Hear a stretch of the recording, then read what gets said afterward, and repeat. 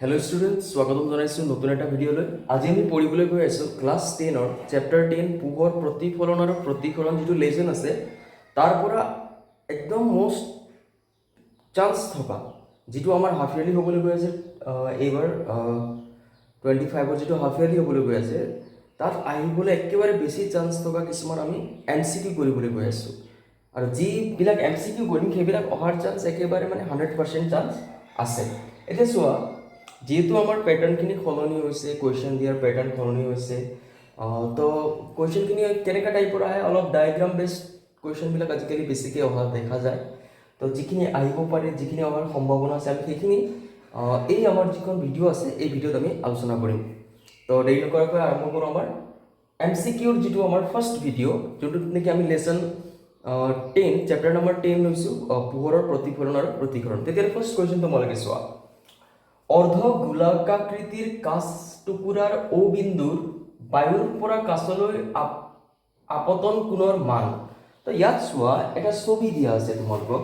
এইটো এটা গোলাকাৰ, অৰ্ধ গোলাকাৰ কি দিয়া আছে, কাঁচৰ টুকুৰা এটা দিয়া আছে, ছবিখনত দেখিব পাইছা। এতিয়া ইয়াত কৈছে কি O বিন্দুত বায়ুৰ পৰা কাছলৈ আপতন কোণৰ মান। আপতন কোণৰ মান ওলাব গৈছে কোনটো পইণ্টত? O পইণ্টত। O পইণ্ট মন কৰা, এইটো পইণ্ট, এই পইণ্টত আপতন কোণৰ মান ওলাব গৈছে। এতিয়া চোৱা, ইয়াত দুটা মাধ্যমৰ কথা আছে, এইটো বায়ু। ফাৰ্ষ্টত পোহৰশ্মি কি মাধ্যমেৰে আহিছে, কাৰ্চন দেখিছা, এইটো বায়ু মাধ্যমৰ পৰা আহিছিলে, তাৰ পৰা কোনটো মাধ্যমত সোমাইছে, কাছৰ মাধ্যমলৈ সোমাইছে। আৰু যেতিয়াই বায়ুৰ পৰা কাছৰ মাধ্যমলৈ সোমাল, O পইণ্টটো তোমালোকে এইকণ জেগাত পাইছা, হয়। এইটো যদি মই অকল এই টুকুৰাটো আঁকো তেতিয়াহ'লে এনেকুৱা হৈছে, এইটো কাছ হয়, বায়ুৰ পৰা এনেকুৱা আহিছে পোহৰশ্মি, আৰু এই যিটো পইণ্ট O পইণ্ট, ইয়াৰ পৰা এনেকৈ সোমাই গৈছে পোহৰশ্মি। এতিয়া যদি এই ছবিখনত আমি মন কৰোঁ তেতিয়াহ'লে এই যিটো O পইণ্টৰ পৰা যেতিয়া পোহৰশ্মিটো সোমাইছে তেতিয়াহ'লে এই পোহৰৰ ৰশ্মিডালে অলপো লৰচৰ কৰা নাই, চিধাকে সোমাই গৈছে, হয়। পোহৰৰ ৰশ্মিডাল আহিছিলে বায়ুৰ মাধ্যমৰ মাজেৰে, সোমাইছে কাছ মাধ্যমৰ মাজেৰে, এই O পইণ্টৰ পৰা সিফালে কাছ মাধ্যম। কিন্তু আমি দেখিছোঁ ছবিখনত দেখোন বায়ুৰ পৰা কাছলৈ সোমাওঁতে পোহৰৰ ৰশ্মিডালে অলপো বিচ্যুতি ঘটাই নাই, অলপো ডেভিয়েশ্যন হোৱাই নাই। তেতিয়াহ'লে আপতন কোণ আৰু প্ৰতিফলন, আপতন কোণৰ মান কিমান হ'ব? তোমালোকে মনত ৰাখিবা, যেতিয়া পোহৰ ৰশ্মি এটা মাধ্যমৰ পৰা আন এটা মাধ্যমলৈ সোমাওঁতে, কি কৈ আছে একদম মন দিবা, যেতিয়া পোহৰৰ ৰশ্মি এটা মাধ্যমৰ পৰা আন এটা মাধ্যমত সোমায়, কিন্তু পোহৰৰ ৰশ্মিটোৱে নিজৰ ৰাস্তা অলপো চেঞ্জ নকৰে, মানে এনেকুৱা এই পোহৰৰ ৰশ্মিডালে অলপো বিচ্যুতি ঘটা নাই, চিধাকে সোমাই গৈছে। কিন্তু এনেকুৱা হ'ব পাৰে জানো? কিয়নো আমি অলৰেডি প্ৰতিকৰণত পাইছোঁ, এটা মাধ্যমৰ পৰা আন এটা মাধ্যমত গ'লে কি হৈ যায়, পোহৰৰ ৰশ্মিয়ে নিজৰ গতিপথ চেঞ্জ কৰে, ৰাস্তা চেঞ্জ কৰে। কিন্তু এইটো যিটো কণ্ডিশ্যন দি আছে, এইখন ছবিত পোহৰৰ ৰশ্মিডালে অলপো ৰাস্তা চেঞ্জ নকৰাকৈ এই O পইণ্টৰ পৰা চিধা এনেকা গুচি গৈছে। তেতিয়াহ'লে O পইণ্টত আপতন কোণৰ মান কিমান হ'ব? আৰু যদি এনেকা চিধাকে গতি কৰে ন, যদি পোহৰৰ ৰশ্মিয়ে অলপো লৰচৰ নোহোৱাকে, অলপো বিচ্যুতি নঘটাকে চিধাকে গতি কৰে, তেতিয়াহ'লে সেই পোহৰৰ ৰশ্মিটো লম্বৰ মাজেৰে যোৱা বুলি কোৱা হয়। অবিলম্ব, তোমালোকে শুনিছিলা, অবিলম্ব বা লম্ব বুলি কয় ন। ধৰা হ'ল এইটো যিহেতু কাছৰ টুকুৰা আছে গোলাকাৰ, তোমালোকক বুজিবলৈ অসুবিধা হ'ব পাৰে, তো মই এইটো অলপ বুজাই দিছোঁ। ধৰি লোৱা হ'ল এই কাছৰ টুকুৰাটো গোল নাই বুলি ধৰি লোৱা, এইটো হৈ গ'ল কাছৰ টুকুৰা, হৈ গ'ল। এতিয়া এইটো পোহৰ ৰশ্মি, এইটো অবিলম্ব, হয়। এতিয়া ইয়াত পোহৰ ৰশ্মি কি হ'ব? এইটো বায়ু মাধ্যম বুলি ভাবি লোৱা, এইটো কাছ মাধ্যম বুলি ভাবি লোৱা। তো লঘুৰ পৰা ঘনলৈ আহিলে আমি অলৰেডি পঢ়িছোঁ কি হয়, অবিলম্বৰ কাষ চাপে, মানে এইটো এইফালে চাপি আহিব, হয়। কিন্তু যদি এই পোহৰ ৰশ্মিডালক, আপতিত পোহৰ ৰশ্মিডালক মই যদি এনেকা নানো, মই কাৰ মাজেৰে আনো? ডাইৰেক্ট অবিলম্বৰ মাজেৰে লৈ আহোঁ। এতিয়া পোহৰ ৰশ্মি কাৰ মাজেৰে আনিলো? অবিলম্বৰ মাজেৰে লৈ আহিলো। তেতিয়াহ'লে পোহৰ ৰশ্মি চিধাকে এনেকা গুচি যায়। তো ইয়াৰ পৰা কি বুজিলা? ইয়াৰ পৰা এইটোৱে বুজা গ'ল যে যেতিয়া অবিলম্বৰ মাজেৰে পোহৰ ৰশ্মি অনা যায় তেতিয়াহ'লে পোহৰ ৰশ্মিৰ কোনো বিচ্যুতি নঘটে। তেতিয়াহ'লে আমাক কৈছে আপতন কোণ। আমি গম পাই গ'লো যে এই পোহৰ ৰশ্মিডাল যোনটো ৰাস্তাৰে আহিছে, যেনে এই পোহৰ ৰশ্মিডাল এনেকা আহিছে, মানে অবিলম্ব ক'ত আছে? অবিলম্বও ইয়াতে আছে, অবিলম্বও এইটোৱে হয়, আপতিত পোহৰ ৰশ্মিও এইটোৱে হয়। তেতিয়াহ'লে আপতন কোণ মানে কি আছিলে? আপতন কোণ কাক কয়? অবিলম্ব আৰু আপতিত ৰশ্মিৰ মাজৰ কোণ। তেতিয়াহ'লে ইয়াত অবিলম্বও এইডাল, আপতিত ৰশ্মিও এইডাল, তেতিয়াহ'লে ইয়াত মাজত কিবা এংগল বনিছে নেকি? নাই বনা, মানে কনচাওলা এংগল হ'ব। তেতিয়াহ'লে ইয়াৰ কাৰেক্ট আনসাৰ হ'ব 0 ডিগ্ৰী। যেহেতু অবিলম্বৰ মাজেৰে, যেতিয়া এইটো অবিলম্ব বুলি ভাবি লোৱা, এইটো আপতিত ৰশ্মি বুলি ভাবি লোৱা, তেতিয়াহ'লে ইহঁতৰ মাজত কিবা এটা এংগল আছে, হয় নহয়? এইটো অবিলম্ব, এইটো আপতিত ৰশ্মি, কিবা এটা এংগল ইহঁতৰ মাজত পোৱা যাব। কিন্তু আপতিত ৰশ্মিডালেই যেতিয়া অবিলম্বৰ মাজেৰে যায়, তেতিয়াহ'লে ইহঁতৰ মাজত অবিলম্ব আৰু আপতিত ৰশ্মিৰ মাজত কিবা এটা এংগল পোৱা যাব নেকি? নাযাব। আৰু আমি কেনেকৈ গম পালো যে অবিলম্বৰ মাজেৰে পোহৰৰ ৰশ্মিডাল গৈছে? কিয়নো আমি এইটো কথা জানি যাব লাগিব যে অবিলম্বৰ মাজেৰে বা লম্বৰ মাজেৰে পোহৰ ৰশ্মি গ'লে তাৰ কোনো বিচ্যুতি নঘটে। আৰু আমি এই ছবিখনত যদি চাওঁ, কাছৰ যিখন টুকুৰা দিছে, ইয়াত এই পোহৰৰ ৰশ্মিডাল যেনেকা বায়ু মাধ্যমৰ পৰা আহিছিলে, কাছ মাধ্যমত যাওঁতেও চিধাকে গৈছে, মানে এই পইণ্ট অ' পইণ্টত পৰা যেতিয়া সোমাই গ'ল, তেতিয়া এই পোহৰ ৰশ্মিডালৰ কোনো বিচ্যুতি ঘটা নাই।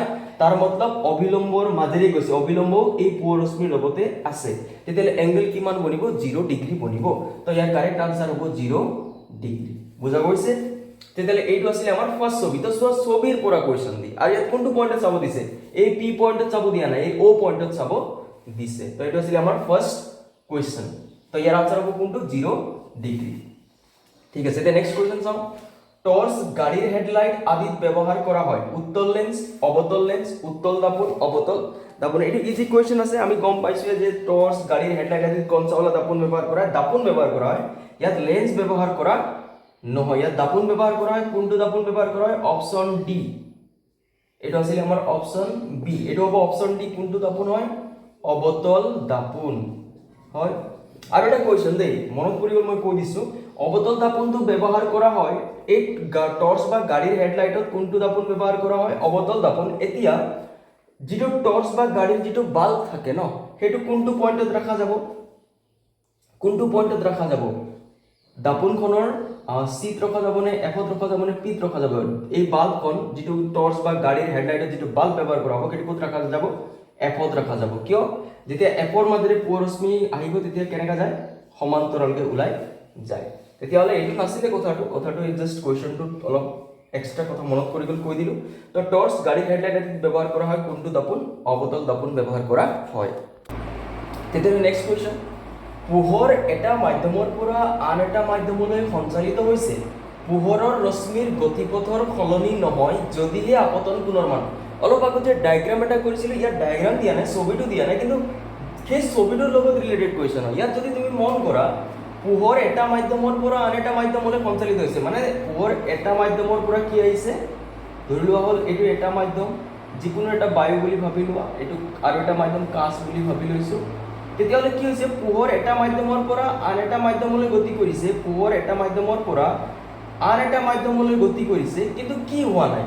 পোহৰৰ ৰশ্মিৰ গতিপথ সলনি হোৱা নাই। মানে যেতিয়াই দেখিলোঁ যে পোহৰৰ ৰশ্মিৰ গতিপথ সলনি নহয়, মানে আমি গম পাব লাগিব যে পোহৰৰ ৰশ্মি কাৰ মাজেৰে গতি কৰিছে?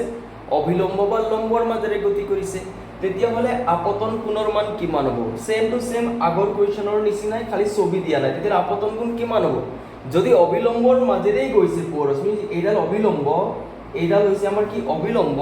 পোহৰৰ ৰশ্মি যদি ইয়াৰ মাজেৰেই যায়, তেতিয়াহ'লে অবিলম্ব আৰু আপতিত ৰশ্মিৰ মাজত কিমান এংগল বনিব? 0 ডিগ্ৰী বনিব। তেতিয়াহ'লে কিমান হ'ব ইয়াৰ আনসাৰ? 0 ডিগ্ৰী। তেতিয়াহ'লে এইটো হৈ গ'ল আমাৰ 3 নম্বৰ কুৱেশ্যনৰ আনসাৰ। এতিয়া নেক্সট, গোলাকাৰ দাপোনৰ ভাঁজ ব্যাসাৰ্ধ R আৰু ফকাছ দৈৰ্ঘ্য স্মল এফৰ মাজৰ সম্পৰ্ক। গোলাকাৰ দাপোনৰ ভাঁজ ব্যাসাৰ্ধ R, তেতিয়াহ'লে গোলাকাৰ দাপোন আমি এখন লৈ ল'লোঁ, এইখন হৈ গ'ল আমাৰ অৱতল দাপোন। অৱতল দাপোন এখনো এটা গোলাকাৰ দাপোনৰে পাৰ্ট হয়। তেতিয়াহ'লে ইয়াৰ কি হ'ব? আমাৰ এইটো চি হ'ব, এইটো আমাৰ কি হ'ব? পি হ'ব, আৰু মাজতে কি থাকিব? এফ থাকিব। তো আমি জানো অলৰেডি অৱতল দাপোনত চি এফ পি কেনেকুৱা টাইপৰ হয়। তো অলপ ভালকৈ আঁকি লৈছোঁ, এইটো বেয়া দেখিছে। তো এইখন হৈ গ'ল আমাৰ গোলাকাৰ দাপোন, যাৰ নাম হ'ল অৱতল দাপোন। মানে এইটো এটা গোলকৰে অংশ হ'ব যদি মই ভালকৈ আঁকি দিওঁ। তেতিয়াহ'লে এইটো হৈ গ'ল আমাৰ যিটো কেন্দ্ৰ, এইটো চি বুলি আমি জানো, এইটো পি বুলি জানো, চি আৰু পিৰ মাজত কি আছে? এফ আছে। তো চোৱা, গোলাকাৰ দাপোনৰ ভাঁজ ব্যাসাৰ্ধ R আৰু ফকাছ দৈৰ্ঘ্য। ভাঁজ ব্যাসাৰ্ধ কাক কয়? এই পিৰ পৰা চিৰ মাজৰ ডিষ্টেঞ্চ, এই ডিষ্টেঞ্চটোক কি বুলি কয়? R বুলি। পিৰ পৰা চিৰ মাজৰ ডিষ্টেঞ্চ হৈ গ'ল R। ফকাছ দৈৰ্ঘ্য কোনটো হ'ব?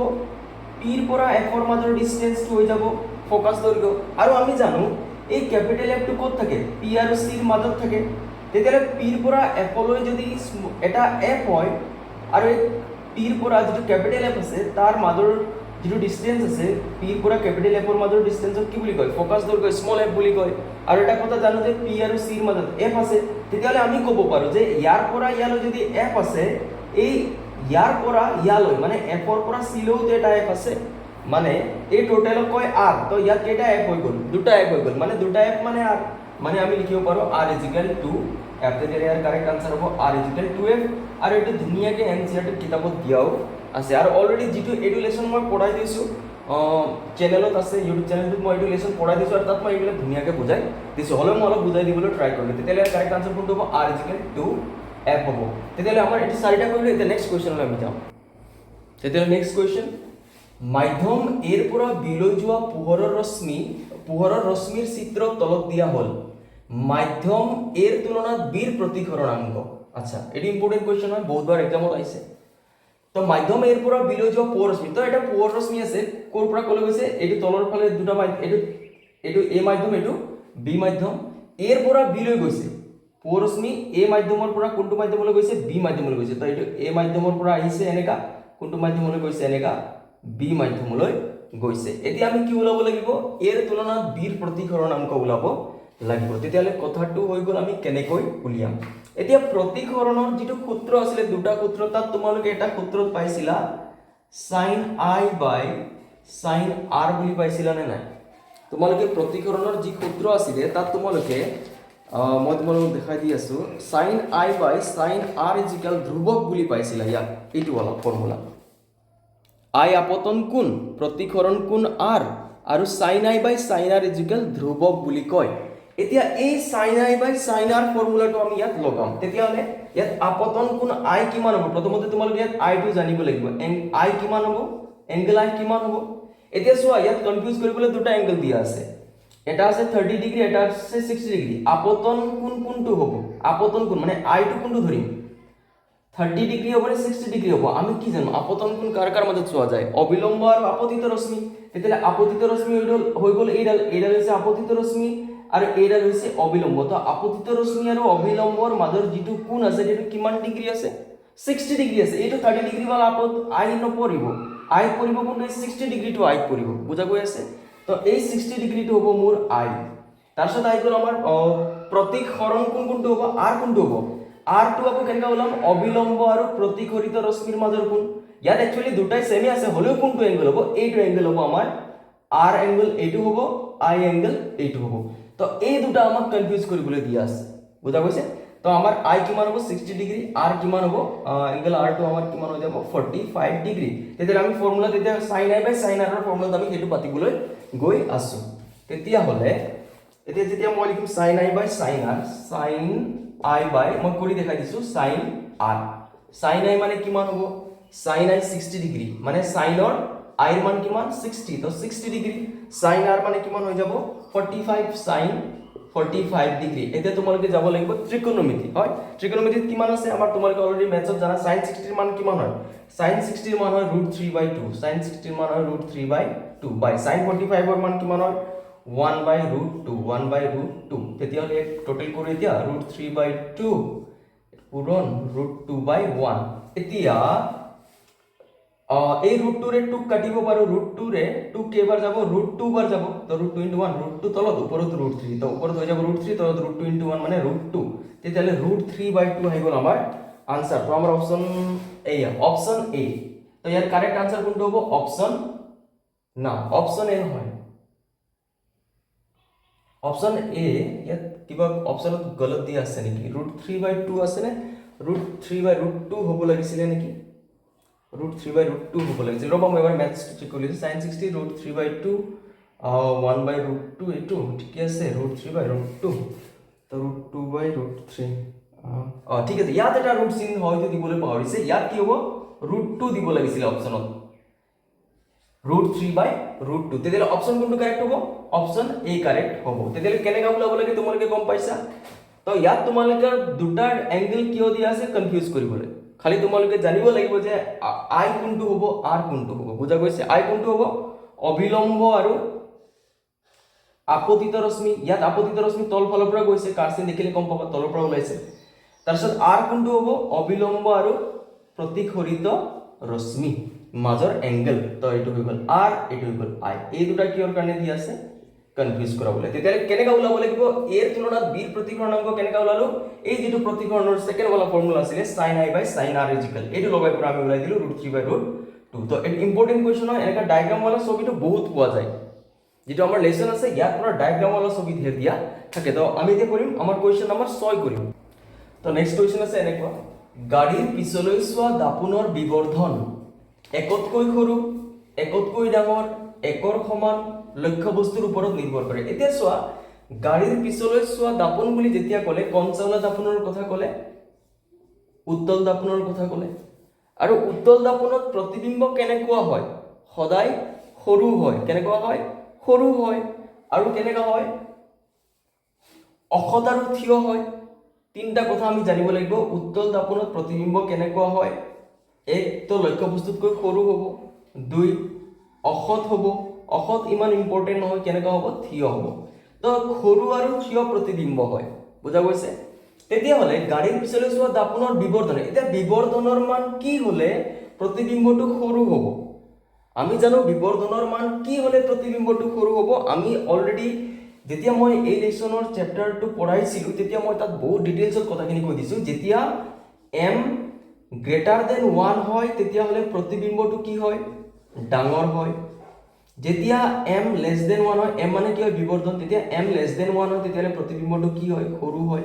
এতিয়া যেতিয়া কৈ দিলে গাড়ীৰ পিছলৈ চোৱা দাপোন মানে আমি গম পাম উত্তল দাপোন, আৰু উত্তল দাপোনৰ প্ৰতিবিম্ব কেনেকুৱা হয়, সৰু হয়। আৰু সৰু কেতিয়া হয়, বিবৰ্ধনৰ মান কি হ'লে সৰু হয়, m লেছ দেন 1 হ'লে। মানে m ৰ মান কি হ'ব লাগিব, m ৰ মান একতকৈ সৰু হ'ব লাগিব। তেতিয়াহ'লে কোনটো অপচন আছে আমাৰ, এক নম্বৰ অপচন, একতকৈ সৰু। মানে অলপমান বেকা কৰি দিছে কুৱেশ্যনটো, কিন্তু যদি তোমালোকে অলৰেডি লেসন 2 ভিডিঅ' চাইছে তেতিয়াহ'লে তোমালোকে বুজি পাইছা যে কি ক'ব বিচাৰিছে। তো m ৰ মান কি হ'ব লাগিব, একতকৈ সৰু হ'ব লাগিব। তেতিয়াহ'লে এইটো আছিলে আমাৰ 6 নম্বৰ কুৱেশ্যন। এতিয়া 7 নম্বৰত এটা খালী ঠাই দিয়া আছে, যদি বিবৰ্ধন m ঋণাত্মক তেন্তে প্ৰতিবিম্বটো এটা খালী ঠাই প্ৰতিবিম্ব। মানে কি প্ৰতিবিম্ব হ'ব, m ৰ মান কি কৈছে, ঋণাত্মক। আৰু আমি অলৰেডি জানো যে যেতিয়া m ৰ মান ঋণাত্মক হয় তেতিয়া প্ৰতিবিম্বৰ প্ৰকৃতি কেনেকুৱা হ'ব, সত আৰু উলুটা। তেতিয়াহ'লে প্ৰতিবিম্ব কেনেকুৱা হ'ব, সত আৰু উলুটা প্ৰতিবিম্ব হ'ব। তেতিয়াহ'লে ইয়াত কি লিখিম, এটা সত কমা উলুটা, বাকি প্ৰতিবিম্বটো দিয়া আছে। তেতিয়াহ'লে এইটো বুজা গৈছে, কিয়নো m ৰ মান ঋণাত্মক হোৱাৰ কাৰণে সত আৰু উলুটা হৈছে। তেতিয়াহ'লে এইটো আছিল আমাৰ 7 নম্বৰ কুৱেশ্যন। এতিয়া আমি চাম আমাৰ 8 নম্বৰ কুৱেশ্যন। তো এইটো এনেকা কুৱেশ্যন আমি অলৰেডি কৰিছোঁ। চোৱা, চিত্ৰত এডাল পোহৰৰ ৰশ্মি 1 নং মাধ্যমৰ পৰা 2 নং মাধ্যমলৈ গতি কৰা দেখুওৱা হৈছে। 1 নং মাধ্যমৰ সাপেক্ষে 2 নং মাধ্যমৰ প্ৰতিকৰণাংক। এতিয়া অপশ্যনখিনি এনেকা দিয়া আছে। অপশ্যন এ দিয়া আছে তোমাৰ 1/√3, অপশ্যন বি দিয়া আছে তোমাৰ √3, অপশ্যন সি দিয়া আছে তোমাৰ √3/2, আৰু অপশ্যন ডি দিয়া আছে 1/2। তেতিয়াহ'লে কনচলে কাৰেক্ট হ'ব। আমি গম পাইছো ইয়াত কোনটো ফৰ্মুলা লগাব লাগিব, sin i by sin r। তো i কিমান, এইটো আপতিত ৰশ্মি, এইটো আপতিত ৰশ্মি, এইটো অবিলম্ব, মাজৰ কোণ কিমান আছে 60 ডিগ্ৰী, এইটো i হৈ গ'ল আমাৰ 60 ডিগ্ৰী। r কোনটো হ'ব, এইটো প্ৰতিফলিত ৰশ্মি, এইটো অবিলম্ব, মাজৰ কোণ কিমান 30 ডিগ্ৰী, তো r হ'ব 30 ডিগ্ৰী। তেতিয়াহ'লে লগাই ল'ম formula sin i by sin r। sin i মানে sin 60 degree by sin 30 degree, sin 30 degree. তেতিয়াহ'লে sin 60 ৰ মান আমাৰ কিমান আহে, √3/2 আহে, √3/2, আৰু sin 30 ৰ মান আহে আমাৰ 1/2। তেতিয়াহ'লে এইটো √3/2, এইটো পূৰণ দিয়াৰ লগে লগে 2/1, 2 কেনচেল, ওপৰত 3 তলত 1 মানে √3 আহিব আমাৰ আনসাৰ। তেতিয়াহ'লে কোনটো অপশ্যন কাৰেক্ট হ'ব, অপশ্যন বি √3, এইটো হ'ব ইয়াৰ কাৰেক্ট আনসাৰ। এইটো মই অলৰেডি বুজাইছো অলপ আগত। এটা কুৱেশ্যন এনেকা আছিলে, গতিকে ইমান বুজাবলগীয়া এইটো হ'ব নালাগে বুলি মই ভাবিছোঁ। তেতিয়াহ'লে এইটো আছিলে আমাৰ নেক্সট কিমান নম্বৰ কুৱেশ্যন, 8 নম্বৰ কুৱেশ্যন। তেতিয়াহ'লে নেক্সট কুৱেশ্যন আমাৰ আছে কুৱেশ্যন নম্বৰ 9টো আমাক এনেকা দিয়া আছে, অবতল দাপোনৰ সন্মুখত ৰখা লক্ষ্য বস্তুৰ ফকাছ দৈৰ্ঘ্য 15 চেণ্টিমিটাৰ। ঠিক আছে, অবতল দাপোনৰ সন্মুখত ৰখা লক্ষ্য বস্তুৰ ফকাছ দৈৰ্ঘ্য 15 চেণ্টিমিটাৰ দিয়া আছে। যিয়ে একে আকাৰৰ প্ৰতিবিম্ব বনাইছে, লক্ষ্য বস্তু আৰু প্ৰতিবিম্বৰ মাজৰ দূৰত্ব। যিয়ে একে আকাৰৰ প্ৰতিবিম্ব বনাইছে, লক্ষ্য বস্তু আৰু প্ৰতিবিম্বৰ মাজৰ দূৰত্ব। আচ্ছা চোৱা, এইটো অলপ মানে একদম ইজি কুৱেশ্যন হয়, খালি ইয়াত অলপমান এই 15 চেণ্টিমিটাৰ যে দি দিলে সেইটো আমাক ডাউট বনাবলৈ অলপ কনফিউজ কৰিবলৈ দিয়া আছে। ইয়াত চিম্পল কুৱেশ্যন আছে, ইয়াত কি চোৱা তোমালোকে দাপোন কেনেকা দিছে, অৱতল দিছে আৰু কৈছে ইয়াত ইম্পৰ্টেণ্ট নোট কৰিবলগীয়া কথা এইটো, একে আকাৰৰ, যিয়ে একে আকাৰৰ প্ৰতিবিম্ব বনাইছে। তো এতিয়া ইয়াতে আনচাৰটো সোমাই আছে, অৱতল দাপোনত লক্ষ্য বস্তু ক'ত ৰাখিলে একে আকাৰৰ প্ৰতিবিম্ব বনে। এটাইতো কেছ আছিলে য'ত নেকি একে আকাৰৰ একে লগতে প্ৰতিবিম্ব বনিছিলে। ক'ত বনিছিলে? যেতিয়া লক্ষ্য বস্তু ক'ত ৰাখিছিলোঁ আমি, চিত ৰাখিছিলোঁ। লক্ষ্য বস্তু চিত ৰাখি দিলে কি হয়, প্ৰতিবিম্ব ক'ত বনে, চিত বনে। আমি অলৰেডি ৰশ্মি চিত্ৰ অংকন কৰোঁতে আঁকিছোঁ। এটা কৈছে একে আকাৰৰ প্ৰতিবিম্ব বনাইছে, মই গম পাই গ'লোঁ যে অৱতল দাপোনৰ এই লক্ষ্য বস্তুটো ক'ত ৰখা গৈছে, চিত ৰখা গৈছে, কিয়নো চিত ৰাখিলেহে একে আকাৰৰ প্ৰতিবিম্ব বনে, বাকীবিলাক কেছতটো বনা নাছিলে। মানে লক্ষ্য বস্তু চিত, প্ৰতিবিম্বও চিত, এইটো কথা মই গম পাই গ'লোঁ। ক'ৰ পৰা গম পালোঁ? একে আকাৰৰ প্ৰতিবিম্ব বনাইছে যিটো ক'লে তাৰ পৰা গম পাই গ'লোঁ। ইয়াত এই ফকাছ দৈৰ্ঘ্য 15 চেণ্টিমিটাৰ, এইটো জাষ্ট আমাক কনফিউজ কৰিবলৈ দিয়া গৈছে। এতিয়া লক্ষ্য বস্তু আৰু প্ৰতিবিম্বৰ মাজৰ দূৰত্ব, এতিয়া চোৱা লক্ষ্য বস্তু আছিলে ক'ত, চিত, প্ৰতিবিম্ব আছে ক'ত, চিত, মানে লক্ষ্য বস্তু আৰু প্ৰতিবিম্বৰ মাজৰ দূৰত্ব কিমান হৈ গ'ল, লক্ষ্য বস্তু আৰু প্ৰতিবিম্বৰ মাজৰ দূৰত্ব 0, কিয়নো একে জেগাতে আছে দুটা, মতলব ইয়াৰ কাৰেক্ট আনসাৰ হ'ব 0, 0। তো লক্ষ্য বস্তু আৰু প্ৰতিবিম্বৰ মাজৰ দূৰত্ব কিমান হ'ব, 0 হ'ব, কিয়নো লক্ষ্য বস্তু চিত, প্ৰতিবিম্ব চিত। বুজা গৈছে? তো ইয়াৰ কাৰেক্ট আনসাৰ কোনটো হ'ব আমাৰ, অপশ্যন নম্বৰ ডি, 0, 0। এইটো বুজা গ'ল বুলি মই ভাবিলোঁ। এতিয়া নেক্সট কুৱেশ্যন, অৱতল দাপোন এখনে গঠন কৰা প্ৰতিবিম্বটো অসৎ থিয়। আকৌ অৱতল দাপোনৰে কুৱেশ্যন আছে। অৱতল দাপোন এখনে গঠন কৰা প্ৰতিবিম্বটো অসৎ আৰু থিয় লক্ষ্য বস্তুতকৈ ডাঙৰ পোৱা গ'ল, প্ৰতিবিম্বটো লক্ষ্য বস্তুতকৈ ডাঙৰ পোৱা গ'ল। লক্ষ্য বস্তুৰ অৱস্থান ক'ত হ'ব লাগে? এইটো একে ইজি কুৱেশ্যন আছে, মই ওপৰটো মচি দিছোঁ, এইটো মচি দিছোঁ, তোমালোকে নোট ডাউন কৰি ল'বা। এতিয়া চোৱা অৱতল দাপোন এখনত কি কৈছে, কেনেকা প্ৰতিবিম্ব হ'ব বুলি কৈছে, অসৎ হ'ব লাগিব, থিয় হ'ব লাগিব, লক্ষ্য বস্তুতকৈ ডাঙৰ হ'ব লাগিব। তো ইয়াৰোতো এটা কেছে আছিলে যেতিয়া কি হৈছিলে, লক্ষ্য বস্তুটোতকৈ প্ৰতিবিম্বটো কি পোৱা গৈছিলে, ডাঙৰ পোৱা গৈছিলে, হয়, অসৎ পোৱা গৈছিলে আৰু থিয় পোৱা গৈছিলে। কেতিয়া পোৱা গৈছিলে? তোমালোকৰ মনত যদি ৰশ্মি চিত্ৰখিনি আছে তেতিয়াহ'লে আমি লক্ষ্য বস্তু ক'ত ৰাখিছিলোঁ, যেতিয়া পি আৰু এফৰ মাজত ৰাখিছিলোঁ তেতিয়া ইয়াক লিখা তিনিটা কণ্ডিশ্যনে হৈছিলে, অসতো হৈছিলে, থিয়ও হৈছিলে আৰু লক্ষ্য বস্তুতকৈ ডাঙৰো প্ৰতিবিম্ব হৈছিলে। তেতিয়াহ'লে লক্ষ্য বস্তুটো ক'ত ৰাখিব লাগিব, লক্ষ্য বস্তুৰ অৱস্থান কি হ'ব, পি আৰু এফৰ মাজত হ'ব লাগিব। তেতিয়াহ'লে অপশ্যন চাওঁ, পি মানে মেৰু, এফ মানে মুখ্য ফকাছ। মুখ্য ফকাছ আৰু ভাঁজ কেন্দ্ৰৰ মাজত, মুখ্য ফকাছ আৰু ভাঁজ কেন্দ্ৰৰ মাজত হয় নেকি? নহয়। ভাঁজ কেন্দ্ৰত ৰাখিলেতো কি হ'ব, ভাঁজ কেন্দ্ৰতে বনে আৰু এইটো কেনেকৈ হ'ব, সৎ আৰু উলোটা হয়, গতিকে ভাঁজ কেন্দ্ৰত নহয়।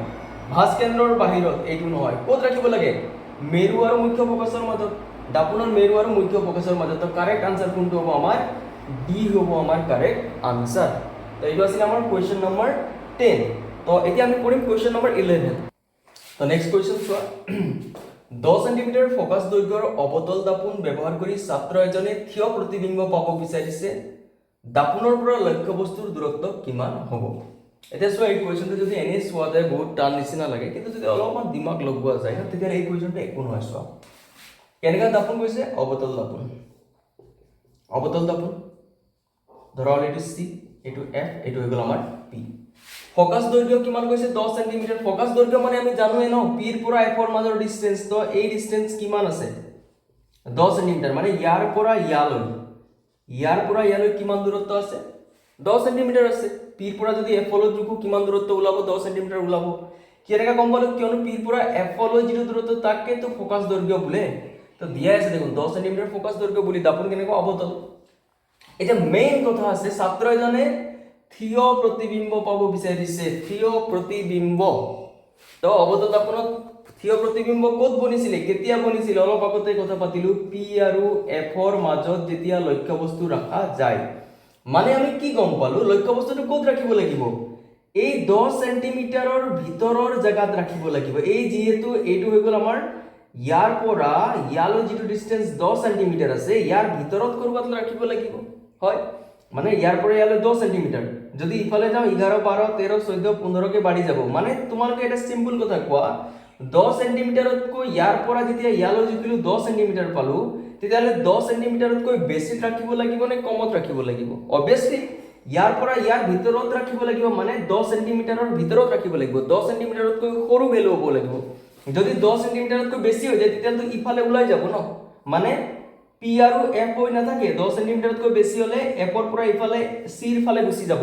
তেতিয়াহ'লে মই গমেই পাইছো যে থিয় প্ৰতিবিম্ব পাবলৈতো পি আৰু এফৰ মাজত ৰাখিব লাগিব, আৰু পিৰ পৰা এফলৈ জোখোতে কিমান ওলাল 10 সেন্টিমিটাৰ, মানে ইয়াৰ পৰা ইয়ালৈ 10 আছে, মানে 10তকৈ সৰু যিকোনো মানত ৰাখিব পাৰো মই, 9 8 7 6 যতো ৰাখিব পাৰো। মানে মই এটা কথা গম পালো 10তকৈ মান কি হ'ব লাগিব, বেছি হলে ইফালে গুচি যাব, 10তকৈ কম হ'ব লাগিব। তেতিয়াহ'লে অপচন চাওঁ, 10তকৈ কম 10 সেন্টিমিটাৰ, 10তকৈ বেছি 20 সেন্টিমিটাৰতকৈ বেছি। তো আমি গমেই পাই গলো 10তকৈ কি হ'ব লাগিব, 10 সেন্টিমিটাৰতকৈ কম হ'ব লাগিব, মানে পি আৰু এফ লৈ 10 সেন্টিমিটাৰ, তো 10ৰ ভিতৰত যিকোনো হ'ব পাৰে, 9 8 7 6, তো 10তকৈ কিন্তু কম হ'ব লাগিব। তো এইটো আছিল আমাৰ 11 নম্বৰ কোৱেশ্চন। দেখোতে টান, কিন্তু অলপমান যদি বুজিবলৈ ট্ৰাই কৰা যায়, দুবাৰমান যদি কুৱেশ্যন পঢ়ি দিয়া যায়, অলপমান আমাৰ ডায়েগ্ৰামবিলাক যিটো আঁকিছিলোঁ তাৰ হেল্প লৈ লোৱা যায়, তেতিয়াহ'লে ইজি কুৱেশ্যন হয়। সেইবাবে কোৱা হয় যে দাপোন লেচনত যিটো দাপোন মানে যিটো আমাৰ পোহৰৰ লেচন আছে, তাত থকা ডায়েগ্ৰামখিনিৰ লগত এনেকুৱা কুৱেশ্যনৰ লিংক থাকে। তো গোটেইখিনি বস্তু কনচেপ্টটো ক্লিয়াৰ কৰি থ'ব লাগে। তেতিয়াহ'লে আমি এতিয়া আগবাঢ়ো আমাৰ কুৱেশ্যন নম্বৰ 11টো হৈ গ'ল, আমাৰ 12 নম্বৰ কুৱেশ্যন হ'ল। তো নেক্সট কুৱেশ্যন আমাৰ এনেকুৱা আছে, লক্ষ্যবস্তুৰ সমান আকাৰৰ সৎ প্ৰতিবিম্ব পাবলৈ হ'লে লক্ষ্যবস্তুটো উত্তল লেন্সৰ সন্মুখত কোন স্থানত ৰাখিব লাগিব? চিম্পল কুৱেশ্যন হয়। কেনেকুৱা আকাৰৰ কৈছে? উত্তল লেন্স বুলি কৈছে, হয়। এইটো এফ, এইটো F1, এইটো 2F1, এইটো F2, এইটো 2F2। তেতিয়াহ'লে কেনেকুৱা প্ৰতিবিম্ব? লক্ষ্যবস্তুৰ সমান আকাৰৰ সৎ প্ৰতিবিম্ব। এতিয়া লক্ষ্যবস্তুৰ সমান আকাৰৰ প্ৰতিবিম্ব ক'ত বনে? প্ৰতিবিম্ব ক'ত বনিব? লক্ষ্যবস্তু ক'ত ৰাখোতে লক্ষ্যবস্তুৰ সমান আকাৰৰ সৎ প্ৰতিবিম্ব বনিব? যেতিয়া লক্ষ্যবস্তু ক'ত ৰাখিছিলোঁ? 2F1ত ৰাখিছিলোঁ, প্ৰতিবিম্ব বনিছিলে ক'ত? 2F2ত বনিছিলে, আৰু ইহঁতৰ সাইজ কেনেকুৱা আছিলে? সেম সাইজৰ আছিলে, মানে লক্ষ্যবস্তু ৰাখিব লাগিব 2F1ত। আৰু এই 2F1 মানে কি হয়? 2F1 মানে কি হয়? ফকাস দৈৰ্ঘ্যৰ দুগুণ দূৰত্ব নহয় জানো? তো ইয়াৰ পৰা ইয়ালৈ যিমান ডিস্টেন্স আছে, ইয়াৰ পৰা ইয়ালৈতো কিমান ডিস্টেন্স আছে, তো ইয়াৰ পৰা ইয়ালৈতো ফকাস দৈৰ্ঘ্য হয়, ইয়াৰ পৰা ইয়ালৈ তেতিয়াহ'লে F দুটা F নহ'ল জানো? 2F হয়। দাপোনতো এনেকুৱা কিবা এটা কুৱেশ্যন আছিলে, তেতিয়াহ'লে ইয়াৰ কাৰেক্ট আনসাৰ কি হ'ব? ফকাস দৈৰ্ঘ্যৰ দুগুণ দূৰত্ব, অপশ্যন বি কাৰেক্ট হ'ব, অপশ্যন বি কাৰেক্ট হ'ব। কোনটো? ফকাস দৈৰ্ঘ্যৰ দুগুণ দূৰত্ব। তো এইটো আছিলে আমাৰ কুৱেশ্যন নম্বৰ 12। এতিয়া আমি কৰিবলৈ গৈ আছোঁ কুৱেশ্যন নম্বৰ 13। তো নেক্সট কুৱেশ্যন, এখন গোলাকাৰ দাপোন আৰু এখন ক্ষীণ গোলাকাৰ লেন্স, এটা দাপোনৰ কথা কৈছে আৰু এটা দাপোনৰ কথা ক'লে আৰু এটা লেন্সৰ কথা ক'লে, প্ৰত্যেকৰে ফকাস দৈৰ্ঘ্য -15 সেন্টিমিটাৰ, মানে দাপোনখনৰো ফকাস দৈৰ্ঘ্য কিমান? -15 সেন্টিমিটাৰ, লেন্সখনৰো ফকাস দৈৰ্ঘ্য কিমান? -15 সেন্টিমিটাৰ। দাপোন আৰু লেন্সখনৰ প্ৰকৃতি কেনেকুৱা হ'ব? মানে ইয়াতে ক'ব বিচাৰিছে যে দাপোনটো কি দাপোন হ'ব আৰু লেন্সখন কি লেন্স হ'ব। এতিয়া ইয়াত কৈ দিলে যে ফকাস দৈৰ্ঘ্য F কিমান দিয়া আছে, দুয়োটাৰে F কিহত আছে? মাইনাছত আছে। আৰু কোনটো লেন্স আৰু কোনটো দাপোনৰ F মাইনাছত থাকে আমি অলৰেডি পঢ়িছোঁ। অবতল দাপোন আৰু অবতল লেন্সৰ ফকাস দৈৰ্ঘ্য কিহত থাকে? মাইনাছত। মানে দাপোন আৰু লেন্স দুইখন কেনেকুৱা হ'ব লাগিব? লেন্সখনো অবতল হ'ব লাগিব আৰু দাপোনখনো কেনেকুৱা হ'ব লাগিব? অবতল হ'ব লাগিব। কিহৰ কাৰণে? কিয়নো F কিহত আছে? মাইনাছত আছে, আৰু আমি জানো দাপোনে হওক বা লেন্সখনে হওক যদি অবতল হয় F কিহত থাকে? মাইনাছত থাকে। তেতিয়াহ'লে অপশ্যন এ দিয়া আছে, অপশ্যন এ কি দিয়া আছে? দুয়োখনে অবতল, মানে দাপোনখনো অবতল, লেন্সখনো অবতল। তো ইয়াৰ কাৰেক্ট আনসাৰ কোনটো হ'ব? অপশ্যন এ কাৰেক্ট হ'ব। বুজা গৈছে? ঠিক আছে, তেতিয়াহ'লে আমি এতিয়া 14 নম্বৰ কুৱেশ্যনলৈ আগবাঢ়ো। তেতিয়াহ'লে নেক্সট কুৱেশ্যন কি কৈছে? দাপোন এখনৰ পৰা যিমান দূৰত থিয় নোহোৱা প্ৰতিবিম্বটো সদায় কি হ'ব? থিয় হ'ব। আচ্ছা, দাপোনৰ পৰা বোলে আমি যিমান দূৰতে নাথাকো কিয় প্ৰতিবিম্বটো কেনেকুৱা পাম? বোলে সদায় থিয় পাম। দাপোনখন কেনেকুৱা হ'ব পাৰে? এতিয়া কোন দাপোনত কেৱল থিয় প্ৰতিবিম্ব পোৱা যায়? সমতল দাপোন। এক নম্বৰটো আমি যেতিয়া সমতল দাপোনত আমি নিজৰ মুখখন চাম বা কিবা এটা লক্ষ্যবস্তু ৰখা যায়, তেতিয়াহ'লে কেনেকুৱা প্ৰতিবিম্ব পোৱা যায়? সমতল দাপোনত থিয় প্ৰতিবিম্ব পোৱা যায়, হয়। আৰু এখন দাপোন আছিলে, কোনখন দাপোনত থিয় প্ৰতিবিম্ব পোৱা যায়? কেৱল থিয় হ'ব লাগিব দেই, মাজতে বোলে ওলোটা হৈ গ'ল আকৌ থিয় হৈ গ'ল এনেকুৱা হ'ব নালাগে, জাষ্ট থিয় হ'ব লাগে। তো কোনটো দাপোনত অকল থিয় হৈছিলে? উত্তল দাপোনতো কেনেকুৱা প্ৰতিবিম্ব পাইছিলোঁ আমি? থিয় প্ৰতিবিম্ব পাইছিলোঁ, হয়। তেতিয়াহ'লে কোনটো কাৰেক্ট হ'ব অপশ্যন? এটাতো সমতলত, এটা উত্তলত। এইয়া অপশ্যন ডি কাৰেক্ট হ'ব, হয় সমতল নতুবা উত্তল। তো এই দুটাই দাপোন আছে য'ত নেকি কেনেকুৱা পাম আমি? থিয় প্ৰতিবিম্ব পাম। প্ৰতিবিম্বটো সদায় কেনেকুৱা পাম? থিয় পাম। তো এইটো আছিলে আমাৰ 14 নম্বৰ কুৱেশ্যন তো আৰু লাষ্ট আৰু এটা কুৱেশ্যন চাম 50 নম্বৰ কুৱেশ্যন তো যদি আমি এই 15টা কুৱেশ্যন চাওঁ নহয় তেতিয়াহ'লে তোমালোকৰ মোটামুটি হাফ ইয়াৰলিত এইবিলাক কুৱেশ্যনৰ পৰাই পাবা MCQ আমাৰ পোহৰ লেছনৰ এইবিলাক কুৱেশ্যনৰ পৰাই পাবা MCQ বা এই কুৱেশ্যনৰ লগত ৰিলেটেড পাবা মানে তোমালোকে সলভ কৰিব এটলিষ্ট পাৰিবা কিয়নো যদি তোমালোকে 15টা MCQ ভালকে বুজি পৰা কৰি যোৱা এক্সামত তেতিয়াহ'লে আমি লাষ্ট আমাৰ কুৱেশ্যন 15 নম্বৰটো আমি এতিয়া চাম তেতিয়াহ'লে এইটো এটা ইম্পৰ্টেণ্ট কুৱেশ্যন অভিধানত থকা সৰু সৰু আখৰবোৰ পঢ়িবলৈ তুমি কেনেধৰণৰ লেন্স ব্যৱহাৰ কৰিব বিচাৰিবা মানে এটা অভিধান আছে ডিকচনেৰী আছে বা কিতাপ এখন আছে তাত থকা সৰু সৰু আখৰ আছে তাক পঢ়িবলৈ আমি কি কৰিব লাগিব কেনেকুৱা লেন্স ব্যৱহাৰ কৰিব বিচাৰিবা মানে কৈছে যে তাত আখৰখিনি সৰু সৰুকৈ আছে এতিয়া আমি কেনেকা দেখা পাব লাগিব ডাঙৰকৈ দেখা পাব লাগিব তো ডাঙৰকৈ দেখি পঢ়িবলৈ সুবিধা হ'বৰ বাবে মই ইয়াৰ ভিতৰত কোনটো লেন্স ব্যৱহাৰ কৰিম এতিয়া চোৱা সৰু যিটো আখৰ আছে তাক ডাঙৰকৈ দেখিব লাগিব হয় এটা ডাঙৰকৈ কোনটো লেন্সত দেখা যায় অবতল লেন্সতটো সদায় কেনেকা প্ৰতিবিম্ব বনে সৰু বনে তো অবতল লেন্সটো সিধা সিধি কেনসেল হৈ যাব কেন অবতল লেন্সতটো আমি ডাঙৰকৈ দেখা নাপাওঁ তো অপচন দুটা থাকি গ'ল এটা দুটাই থাকি গ'ল উত্তল লেন্সৰ কিন্তু ইয়াত কন্ডিশন আছে এটাৰ ফোকাস দৈৰ্ঘ্য 50 সেন্টিমিটাৰ দিয়া আছে এটাৰ 5 সেন্টিমিটাৰ দিয়া আছে এটা উত্তল লেন্স হ'ব আনসাৰ বুলি গম পালো কিন্তু কোনটো উত্তল লেন্স হ'ব এতিয়া তেতিয়াহ'লে চোৱা আমি সৰু আখৰক ডাঙৰকৈ চাবলৈ বিচাৰিছো লেন্স ব্যৱহাৰ কৰি হয় এতিয়া লেন্সৰ পাৱাৰ বেছি হলে আমি সৰু সৰু আখৰক ডাঙৰকৈ দেখিব পাৰিম তো লেন্সৰ পাৱাৰ যিমান বেছি হ'ব সিমানে কি সৰু সৰু আখৰক ডাঙৰ কৰি দেখুৱাব পাৰিব মানে আমাক কনচাওলা লেন্স লাগিব তেতিয়াহ'লে বেছি পাৱাৰৰ লেন্স লাগিব আৰু আমি এটা সূত্ৰ জানো ন P = 1/f তো এই সূত্ৰৰ পৰা আমি কি শিকিছো f ৰ মান যদি বাঢ়ে p কি হ'ব কমে মানে পাৱাৰটো কমি যাব f ৰ মান বাঢ়িলে আৰু যদি f ৰ মান কমে তেতিয়াহ'লে p কি হ'ব বাঢ়িব মানে ফোকাস দৈৰ্ঘ্য বাঢ়িলে পাৱাৰ কমিব ফোকাস দৈৰ্ঘ্য কমিলে পাৱাৰ বাঢ়িব তেতিয়াহ'লে আমাক বঢ়া পাৱাৰ লাগে বেছি পাৱাৰ লাগে নে কম পাৱাৰ লাগে তেতিয়াহ'লে মোক লাগিব বেছি পাৱাৰ তো বেছি পাৱাৰ পাবলৈ হ'লে মোৰ ফোকাস দৈৰ্ঘ্যৰ মান কি হ'ব লাগিব কম হ'ব লাগিব তেতিয়াহ'লে এই দুটা যিটো অপচন থাকি গ'ল এইটো আৰু এইটো অপচনৰ ভিতৰত ফোকাস দৈৰ্ঘ্য কাৰ কম আছে obviously 5 সেন্টিমিটাৰৰ ফোকাস দৈৰ্ঘ্য আছে তেতিয়াহ'লে 5 সেন্টিমিটাৰ ফোকাস দৈৰ্ঘ্য মানে এই 5 সেন্টিমিটাৰত মই পাৱাৰটো কি পাই যাম বেছি পাই যাম তেতিয়াহ'লে মোৰ অপচন কোনটো কাৰেক্ট হ'ব অপচন সি হৈ যাব মোৰ কাৰেক্ট আনসাৰ তো এই 15টা কুৱেশ্যন আমি আমাৰ চেপ্টাৰ নম্বৰ 10 পোহৰৰ পৰা পঢ়িলো তো এইবিলাক কুৱেশ্যনে দিব অলপমান ইফাল সিফাল কৰিব পাৰে কিন্তু ম্যাক্সিমাম তোমালোকে এইবিলাক কুৱেশ্যন আৰু এনেকা ধৰণৰ কুৱেশ্যনে পাবা তো এইবিলাক আমি MCQ আলোচনা কৰিলো আমি নেক্সট ভিডিঅ'ত নতুন লেসন পঢ়িম আৰু নতুন MCQ বিলাকো আলোচনা কৰিম তো আজিৰ ভিডিঅ'টো ইমানতে শেষ কৰিছো তোমালোকে চেনেল সাবস্ক্ৰাইব কৰিবা এই MCQ খিনি তোমালোকে শেয়াৰ কৰিবা বাকি ষ্টুডেণ্টৰো হেল্প হ'ব থ্যাংক ইউ